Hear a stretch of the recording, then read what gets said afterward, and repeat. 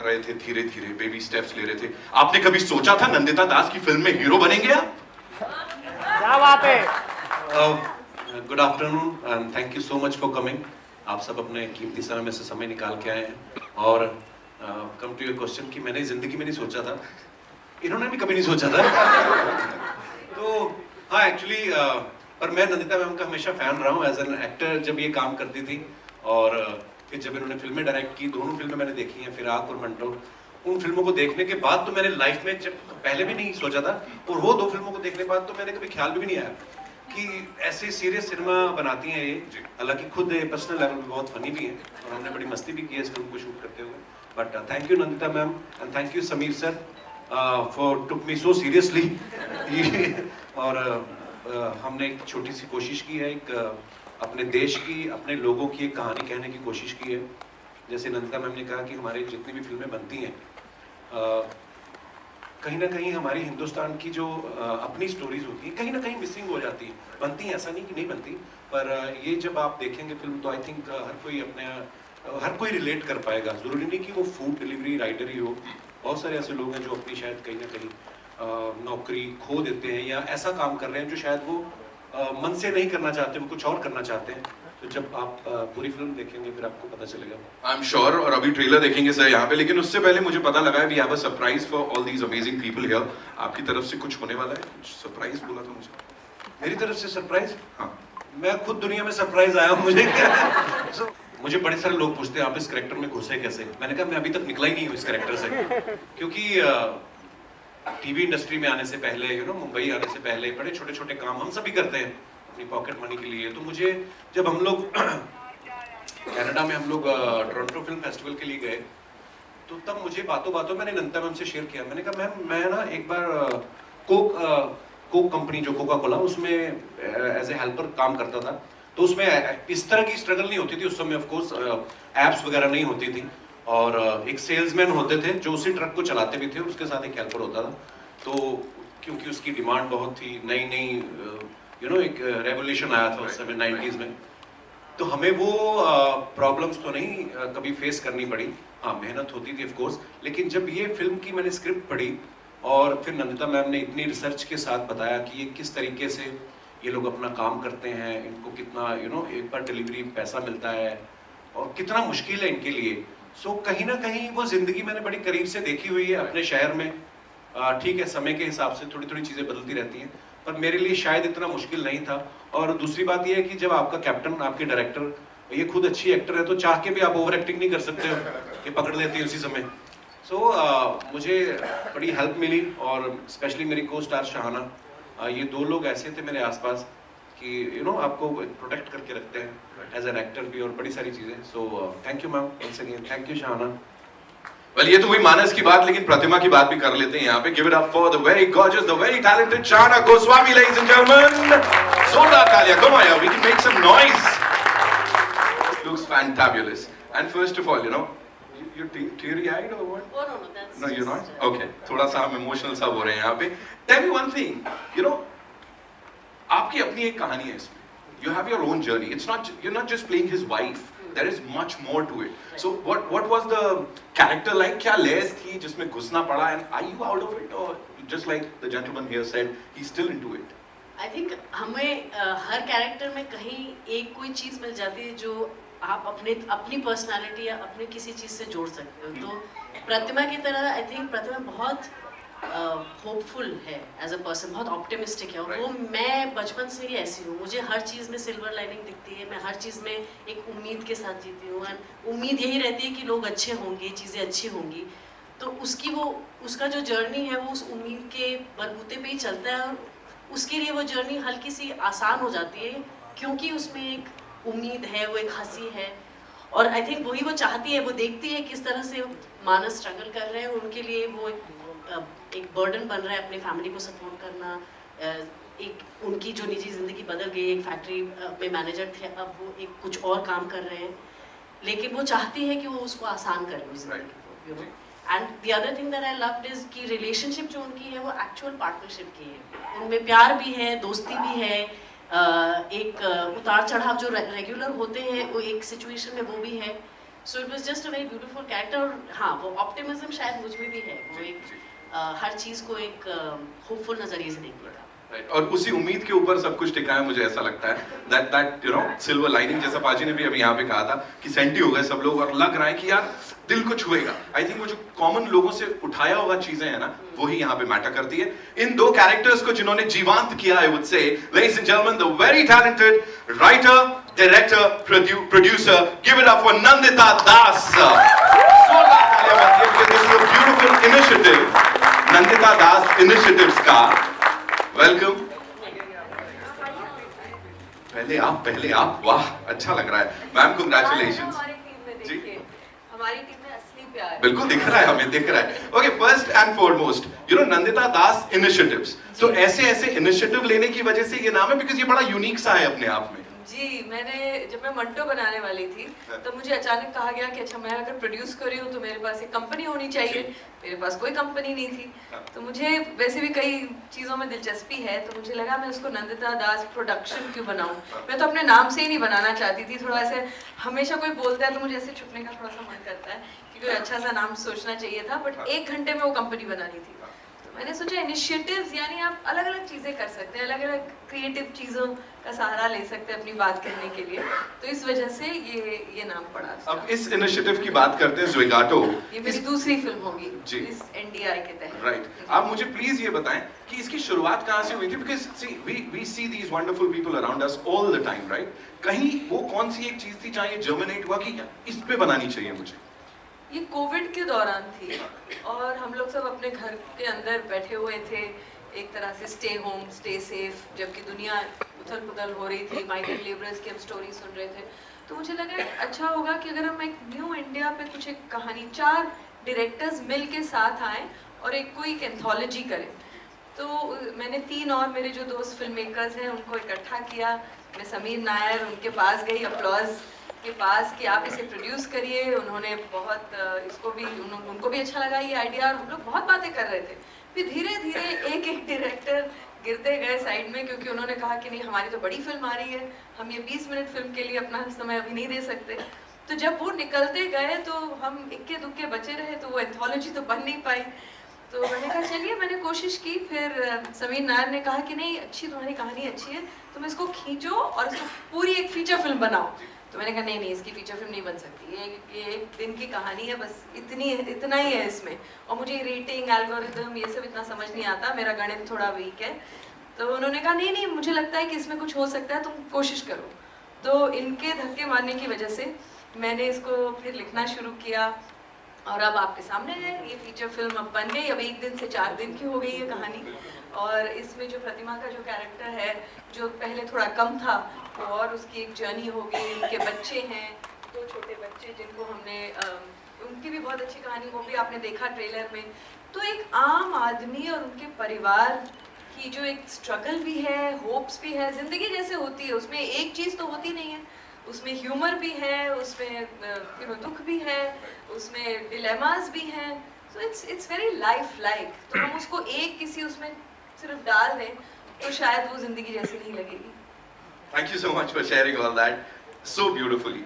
And now, ladies and gentlemen, to invite on stage someone, this gentleman, इनको content तभी feel होता है जब ये अच्छा कंटेंट दे पाते हैं लोगों को, फिर चाहे वो टीवी पे हो, ओटीटी पे हो या फिल्मों में हो। Mister Sameer Nair, ladies and gentlemen, CEO Applause Entertainment। मुझे ये बताइए सर, वो कौन सा एक, और ये बोर्ड रूम में हुआ या कैसे हुआ था, ये फैसला कैसे लिया गया था कि इस फिल्म को हमें बैक करना है?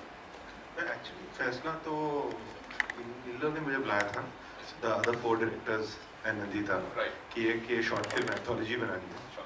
तो उस चक्कर में हम लोग ने बातें शुरू की, एंड ये सारी कहानी अच्छी थी। No, Nandita always the standout. जैसे कह रही है कि एक एक करके सब निकल गए, फिर कोविड आ गया, सब लोग घर में बैठे रहे, एंड फिर उस दौरान में Nandita rode this story in full, and then the minute the first wave got over and we were able to come back, फिर हमने काम शुरू किया तो how to make it. And I must say that it's Nandita's inspired choice to get Kapil Baji, because you know, I mean, when you think of the combination Nandita Das and Kapil Sharma, वो बहुत दूर की बात होती है। तो but she was quite convinced, she was able to convince Kapil, that was a big thing and then वहाँ से वो आगे बढ़ती गई। स्पेक्ट्रम के 2 हिस्से हैं सर, हाँ, अब साथ में आ गए। अब नहीं है। अब नहीं है। कई बार हमें दूर से लगता है कि ये बहुत ही अलग, मुझे भी लगा था हम दोनों बहुत अलग दुनिया के लोग हैं, पर अब क्योंकि एक दूसरे को जानने लगे हैं, काम करने लगे हैं, कई बार जो आपको लगता है कि आपके दायरे के लोग हैं, जरूरी नहीं है कि वो हैं। मतलब दिल से अगर इंसानी तौर पे अगर देखें तो कपिल और मेरे में बहुत ऐसी सिमिलैरिटीज हैं कि हम घंटों बातें कर सकते हैं, हंस सकते हैं, सीरियस बातें भी करते हैं, तो हम लोग बहुत जल्दी लेबल कर देते हैं लोगों को।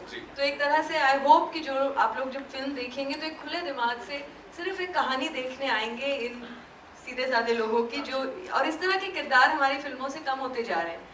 जब तक उनकी जिंदगी में कुछ बहुत ड्रामेटिक नहीं होता, हमें गांव की कहानियां नहीं मिलती, हमें शहरी आम आदमी की कहानियां देखने को नहीं मिलती। It has to be something over dramatic, एक आम आदमी की सरल कहानी आज के दौर की कि क्या उनकी लाइफ है, इस पे फोकस करने का हमें बहुत कम मौका मिलता है। सो आई एम होपिंग दैट ये आपको कहीं ना कहीं छू जाएगी और आप इससे रिलेट कर पाएंगे। Zwigato, what do we say? And कहाँ से आए, इसकी शुरुआत कैसे हुई? Actually, it's a nice sounding name. थोड़ा odd है, familiar भी है.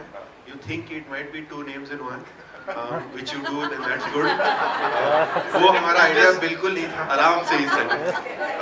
It is just वो एक nice ring है Zwigato. इनफैक्ट हमने ये भी सोचा था, कपिल से बात भी हुई थी कि अगर लोग प्रोनाउंस नहीं कर सकेंगे तो हमें एक थोड़ा प्रमोशन वो भी करना चाहिए कि mispronouncing Zwigato, because people say Zwigato, Zigato, जिसको जैसे बुलाना है। but it's just a nice name, it's a nice ring to it. और आप सोचेंगे अगर जो भी डिलीवरी के एप्स हैं उन सबके नाम अजीबोगरीबी होते हैं, बोलना मुश्किल ही है वो सब, तो लेकिन उसी दायरे में है ये भी नाम।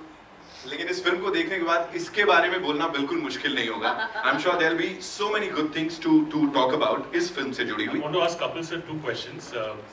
One is that कि अभी समीर सर ने बोला कि नंदिता दास and Kapil Sharma both completely different, and Nandita ma'am ने आपको convince भी किया regarding this.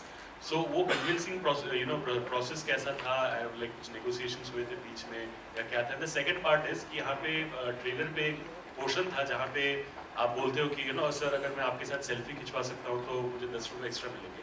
I am sure you being a celebrity आपके पास भी लोग बहुत सारे सेल्फी रिक्वेस्ट लेके आते हैं ये बोल के कि सर आपके साथ अगर फोटो होगा तो मुझे ये मिलेगा, ये हो जाएगा। आपके पहले क्वेश्चन पे मैं आता हूँ कि नंदिता मैम ने जब इस फिल्म के लिए मुझे अप्रोच किया तो आई थिंक कोई हमारा क्योंकि मैं इनके काम का फैन रहा हूँ, जैसे मैंने अभी बताया, तो 50% तो मैं वैसे ही अंदर से मान चुका था कि ये जो भी लाएंगे, बिकॉज जब आप किसी को बड़ा एडमायर करते हैं, जब आप किसी के काम को बहुत पसंद करते हैं तो एक भरोसा होता है कि ये जो भी करेंगी, क्योंकि बहुत लिमिटेड करती हैं, ऐसा नहीं कि हर साल 2 फिल्में बनाती हैं, ये अपने प्रोजेक्ट को पूरा टाइम देती हैं। और कहीं ना कहीं मुझे ये था कि अगर ये ऐसा सोच रही हैं तो कुछ अच्छा ही सोचा होगा। फिर जब हमारी मुलाकात हुई, जब इन्होंने ये कहानी शेयर की, तो मुझे ये लगा कि शायद मेरे लिए लाइफ टाइम अपॉर्चुनिटी है, क्योंकि जैसे अभी हम लोग बात कर रहे थे कि कोई सीरियसली लेता नहीं है ना। मेरी बीवी ने भी शादी के 1-2 साल बाद सीरियस लिया, जब मैं बाप बन गया, उसके पहले वो भी सीरियसली नहीं लेती थी। तो जब तक हम लोग कुछ करते नहीं है, वैसा कुछ अलग ना करें, तो लोग भी आपको सो एक ये नंदिता मैम को और समीर सर को मैं अगेन उनको थैंक्स कहूँगा कि इन्होंने मुझ पे बिलीव किया। और नंदिता मैम के बारे में एक और बात मैं कहना चाहूँगा कि इन्होंने जब मुझे पहली बार इन्होंने मुझे कहानी सुनाई, मैंने कहा मैम व्हाई मी, मैं ही क्यों? तो इन्होंने बड़ी अच्छी बात बोली, मुझे समझ में नहीं आया थोड़ी देर कि वो मेरे लिए कॉम्प्लीमेंट है कि ये मेरी इंसल्ट हुई है। मैंने कहा व्हाई मी? कहती देखो इस फिल्म के लिए अगर मुझे ग्लोबल स्टार शाहरुख खान भी हाँ करेंगे ना तो मैं उनको भी नहीं लूंगी। मैं कहा फिर मैं क्यों? क्योंकि तुम्हारा चेहरा कहती आम आदमी जैसा है, तुम कहीं के भी लगते हो, तो मुझे ऐसा लगता है कि तुम मेरे कैरेक्टर के लिए सूटेबल हो। तो बाकी जैसे मैंने कहा कि ये लाइफ जो है हमने बहुत करीब से देखी है, हम वैसे ही हम्बल बैकग्राउंड से आते हैं, तो इतना मुश्किल नहीं था। और दूसरा सेल्फी वाला, हाँ मतलब मैं बड़ा एंजॉय करता हूँ जब लोग सेल्फी लेते हैं ना, क्योंकि यही इसी के लिए तो हम लोग काम मेहनत करके आए आगे तक। सो हाँ, ऐसा कोई नहीं बोलता कि आप मेरे साथ सेल्फी लोगे तो मुझे 10 रुपये मिलेंगे, क्योंकि मैं वो डिलीवरी मंगवाई नहीं किसी से। सो हाँ, अगर लोगों का प्यार मिलता है तो अच्छा लगता है। ओके, मेरा सवाल इधर से, trailer look very it's look so impressive और वो कहीं जज्बाती तौर पे जोड़ता है। मैं हैरान हूँ कपिल शर्मा सर को देख के, जो शख्स हमेशा रुलाता हंसाता आया है उसे देख के तरस आ रहा है, और उतना you are there in the skin of the character. Nandita ma'am, आपसे पूछना चाहूँगा पहले दिन, शूट के पहले दिन क्या ब्रीफ था किरदार को लेके कपिल सर को, और कपिल सर आपका क्या रिएक्शन था और कैसा रहा पहला दिन, द वेरी फर्स्ट डे? हम उसके पहले काफ़ी बार मिल चुके थे, मैं इनके घर भी गई थी, ये भी आए थे, हम लोग स्क्रिप्ट पे बैठे थे, हमने बहुत सारी बातें भी की थी, तो ऐसा नहीं था कि बिल्कुल कुछ अनजान सिचुएशन में आ गए हैं। कपिल की सबसे ज़्यादा खासियत, आज वो इतने पॉपुलर क्यों हैं, मतलब सिर्फ एक 9 साल 10 साल, कितने साल हो गए आपके शो को? बहुत साल हो गए, 10 साल हो गए।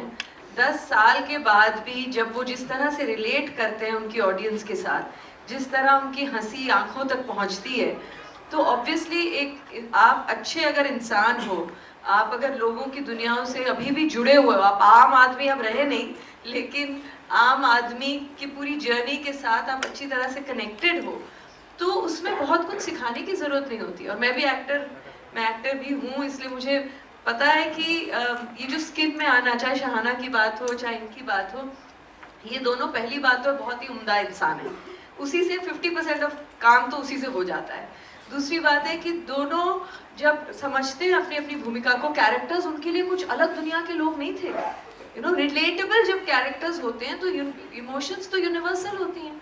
तो अगर आपको मैं कह दूं कि भाई इनका ये स्ट्रगल है, ये सीन है, जब ये एक बार कॉस्ट्यूम में आ जाते हैं, अपने कॉन्टेक्स्ट में आ जाते हैं, तो खुद ब खुद बहुत चीज़ें हो जाती हैं। और परफॉर्मेंस तो एक बहुत ही कोलैबोरेटिव प्रोसेस है। किसी ने अगर अच्छा परफॉर्मेंस किया, आप बता नहीं पाएंगे कि वो एक्टर की वजह से था या डायरेक्टर की वजह से था या सही म्यूजिक कब टोन आया या एडिटिंग, तो ये कोलैबोरेशन से बनता है। तो इसमें सभी ने अपना अपना रोल बहुत मेहनत से और बहुत आई थिंक शिद्दत से, जिसे कहते हैं बहुत कमिटमेंट से निभाया है।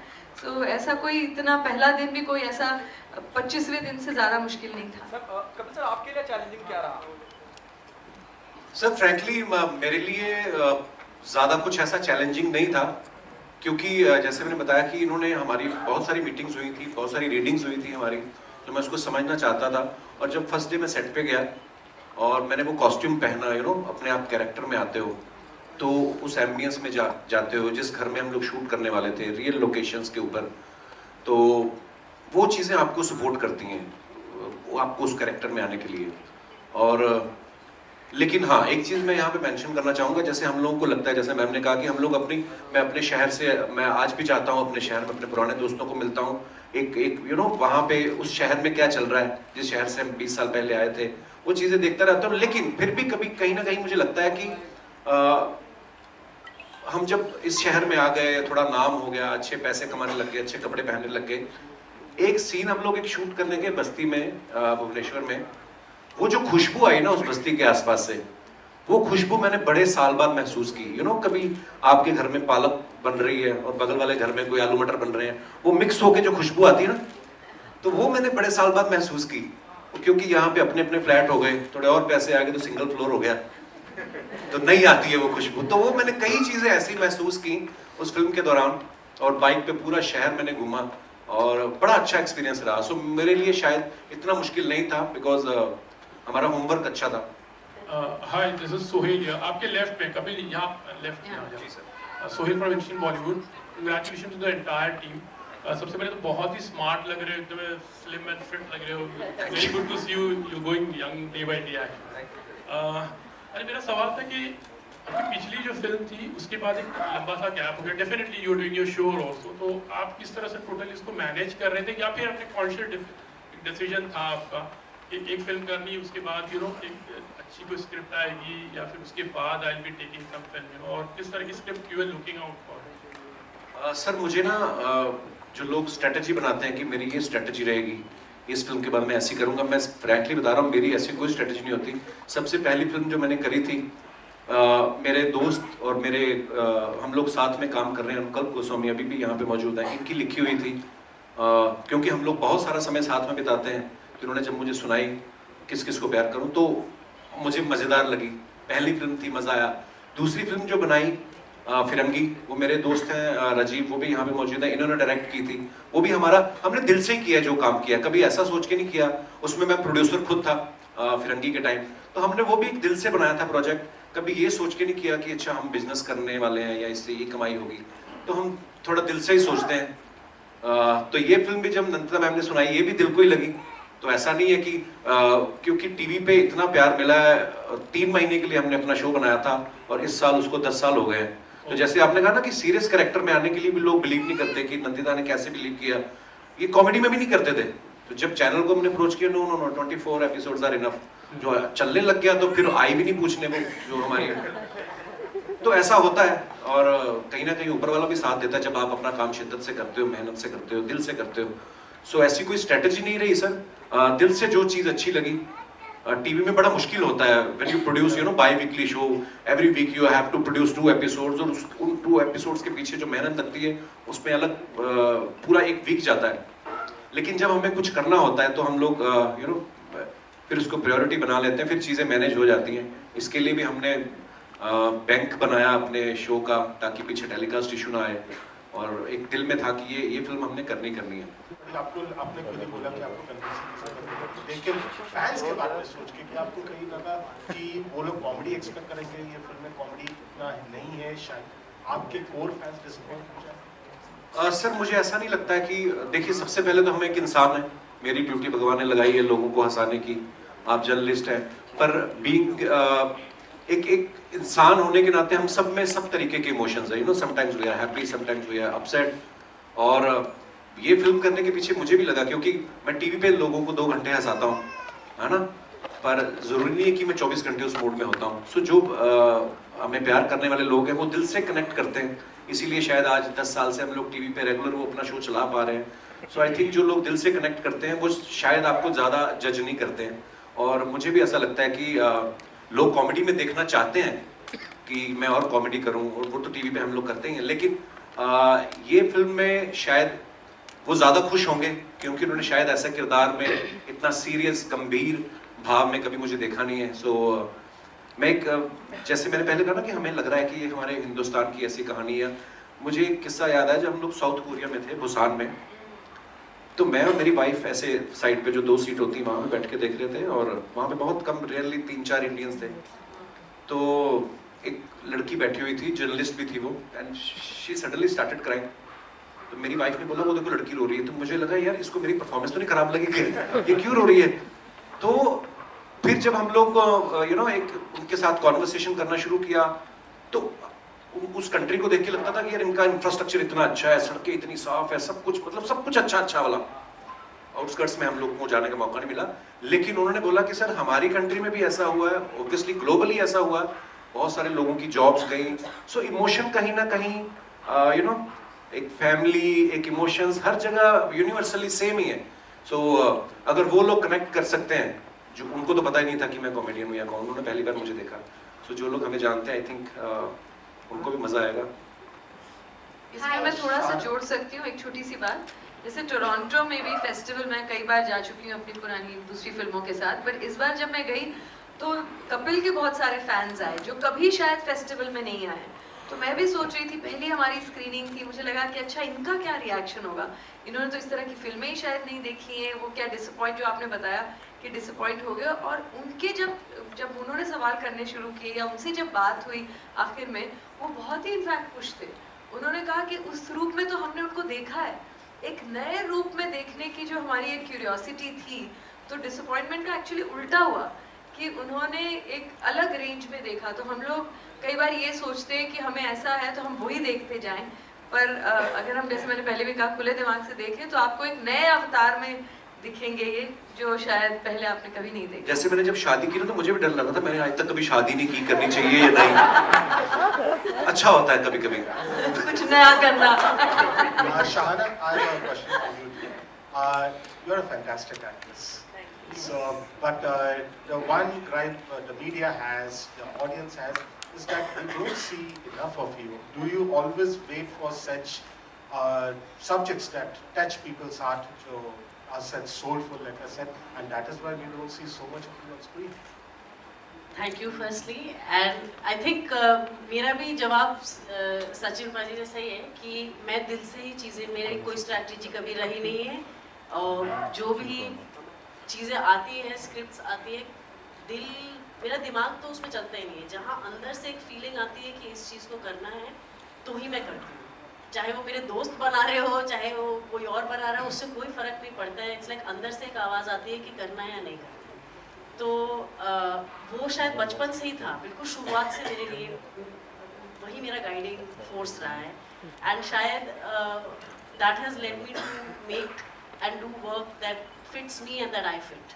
तो अब उम्मीद ये है कि मैं और काम करूं, मैं भी चाहती हूँ और काम करूं और लोगों के सामने आऊँ काम लेके, लेकिन ये है कि वो फिट होना चाहिए।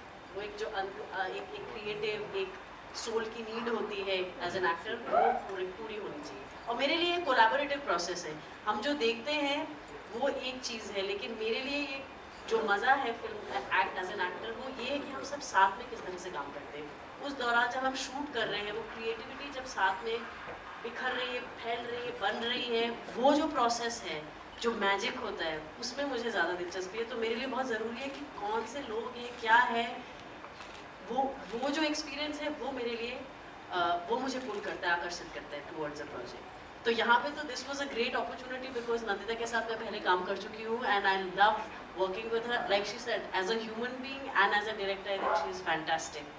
एंड उनके साथ फिर से काम करने का मौका, ये तो मैं वेट ही कर रही थी, मुझे लगा मिलेगा कि नहीं पता नहीं। तो आई एम ग्लैड कि उनकी थर्ड फिल्म तक मुझे मिल गई अपॉर्चुनिटी। और कपिल के साथ जब उन्होंने मुझे बताया भी था, कहीं मुझे ये लगा कि हाँ ये अनयूजुअल चॉइस है लेकिन फिट कर रहा है, पता नहीं क्यों। एंड जब उनसे मिली तब तो मैंने कहा ओके, ये बिल्कुल ही मतलब इट्स द मोस्ट ऑब्वियस, लेकिन आपके आंखों के सामने है वो चॉइस, लेकिन आप कभी सोचेंगे नहीं। ओनली समबडी लाइक केमिस्ट्री भी बहुत फैंटास्टिक है फिल्म में, जब क्योंकि इंसान अच्छे है ना, वही लड़कियों के साथ मुझे हो ही जाती है। एक आदर यू डायरेक्टेड फिराक मंटो, लेकिन आपकी फिल्मों में हम आपको एज एन एक्ट्रेस नहीं देखते। Do you how about you ever consider directing yourself on screen along with these lovely people? And along with that, I would like a word on from Sameer Nair sir also of choosing Zugato as your first theatrical release. Yeah, I mean I don't think I've considered, but sometimes I've been told कि अरे ये role तो तुम कर सकती हो, क्यों नहीं करती हो। जिसने भी मुझे सेट पे देखा है, और अभी ज़्यादा नहीं है, यही दो हैं जिन्होंने सेट पे देखा है, तो वो आपको बता सकते हैं कि मैं बिल्कुल भी अपनी फिल्म में नहीं कर सकती, क्योंकि मैं पागल हो रही होती हूँ। उस समय बहुत सारी चीज़ें करने की होती हैं एंड मैं हर डिपार्टमेंट में घुसी हुई होती हूँ। I am a very hands on director and everything. तो मेरे लिए वो उसके सामने आना और फिर अपने बाल ठीक करना और फिर उस मार्क पे आना, जो अटेंशन एक एक्टर को भी चाहिए, यू नो, पूरे उस कैरेक्टर में घुस जाना, वो अभी तक तो नहीं हुआ। बट होपफुली मैं धीरे धीरे, अभी तो मेरी तीसरी फिल्म है, तो जैसे ज़्यादा करूँगी तो शायद हो सकता है। ऐसी एक कहानी है वैसे, अब आप पूछ रहे तो बता दीजिए। एक कहानी है, पर अभी पता नहीं वो कब होगी। अगर समीर नायर प्रोड्यूस करेंगे तो शायद करेंगे। हम लोग जुगाटो को ऐसे नहीं देखते हैं कि ये कुछ नीश पिक्चर है या कुछ इंडी या आर्ट हाउस या कुछ है। No, it's a very mainstream picture. It's a very, you know, हम सब की कहानी है। It's a very broad based picture. So we wanted it to go to the theatre ताकि ज़्यादा लोग देख सकें एंड ज़्यादा वर्ड ऑफ माउथ स्प्रेड करें, यू नो, कि what this is about. It is not a sad picture, it's not a comedy nights with Kapil, but it's a new kind of observational comedy about all our lives. So इसके बारे में ये भी कहा गया कि आम आदमी की कहानी है और ट्रेलर के माध्यम से भी नजर आता है। क्या पैगाम देना चाहते हैं आप? जब मैं ऑडियंस की बात करता हूँ, आम आदमी की बात करता हूँ, और हर वो आदमी इससे रिलेट कर सकेगा, ऐसा ट्रेलर से महसूस होता है। क्या मैसेज देना चाहिए फिल्म, ये सवाल। और आपके लिए, जैसे आपने कहा कि आप बुसान में थे जहाँ लोग आपको जानते नहीं थे, लेकिन आपने देखा, आपकी वाइफ ने बताया कि देखिए वो रो रहे हैं। क्रिटिकली इतना इम्पोर्टेंट है आपके परफॉर्मेंस को अप्रिशिएट करा जाना, वो कितनी उम्मीद है आप? जी सर, पहले तो ये है कि ये फिल्म की जो कहानी है, जैसे समीर सर ने कहा कि इसमें आपको कहीं हंसी भी आएगी, कहीं आप सीरियस भी हो जाएंगे, कभी आपको उसके साथ एक हमदर्दी भी होगी। सारे रंग हैं जो जिंदगी में होते हैं। और बाकी इसमें मैसेज ये है कि शायद हम सबकी जिंदगी में, यू नो, जितने भी लोग यहाँ पे मौजूद हैं, ऐसा नहीं कि सबकी लाइफ बड़ी स्मूथ चल रही है। कहीं ना कहीं कुछ ना कुछ अपने अपने लेवल पे सबकी जिंदगी में कुछ हर्डल्स आते हैं, कुछ प्रॉब्लम्स आते हैं, लेकिन उसको लेके बैठ जाना और उसी को लेके रोते रहना, ये भी जिंदगी नहीं है। सो आगे बढ़ते जाइए, अपना काम करते जाइए। कुछ चीज़ें जो आपके कंट्रोल में नहीं है, सो उसका आप कुछ कर नहीं सकते हो। सो आप यू नो, आप अपना काम करते जाइए शिद्दत से, कहीं ना कहीं भगवान को अपना काम करने दीजिए। तो ये इस फिल्म में आपको देख के सारे रंग जो है देखने को मिलेंगे। मुझे लगता है कि मुझे शायद एप्रिसिएशन नहीं मिले, लेकिन इस किरदार को एप्रिसिएशन मिलनी चाहिए। अगर आप उस किरदार को देख रहे हैं, अगर आप उसके साथ कनेक्ट कर रहे हैं, अगर उसको एप्रिसिएशन मिल रहा है मानस को, तो आई थिंक वो कहीं ना कहीं मैं खुश होऊंगा कि हाँ यार मैं उस किरदार को सही से निभा पाया। सो बाकी लोग प्यार तो पिछले 15 साल से कर रहे हैं। थोड़ी मंगवा भी लो फिर। आप सबके लिए एक लाइन कहना चाहूंगा कि तुम आ गए